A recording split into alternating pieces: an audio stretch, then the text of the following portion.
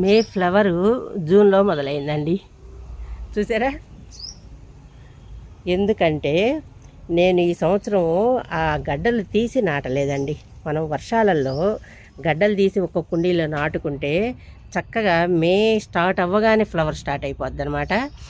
నేను అలా ఉంచేసరికి ఎక్కడ ఈ గడ్డలు ఉన్నాయి కూడా నాకు తెలియలేదు. ఇదిగోండి, ఇది ఒక గడ్డ, దీనికి ఫ్లవర్ రాలేదు చూడండి, చెట్టు అయిపోయింది. దీనికి ఫ్లవర్ వచ్చింది చూడండి. అలా కాడ వచ్చి కాడ నుంచి ఈ ఫ్లవరు.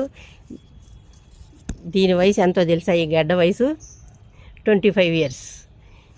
అదిగోండి, స్టార్టింగ్లో నాటిన గడ్డ అలాగే ఉందండి. దాని పిలకలు తీసి వేరే ప్లేస్లో పెడుతూ ఉన్నాను.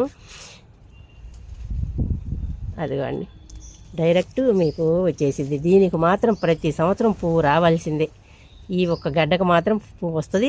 మిగతా గడ్డలు తీసి నేను పక్కన పెడుతూ ఉంటే అవి బలాన్ని బట్టి వస్తుంటాయి. దీనికి చూడండి, దీనికి రాలా గడ్డ, ఫ్లవర్ రాలా, చెట్టు పెరిగిపోతుంది. మళ్ళీ ఇక్కడ ఉంది చూడండి, దీనికి రాలేదు ఫ్లవరు, దీనికి ఒక్కదానికే వచ్చింది. అంటే ఇన్ని సంవత్సరాలు గడ్డ ప్రతి సంవత్సరం ఫ్లవర్ ఇస్తూనే ఉంది.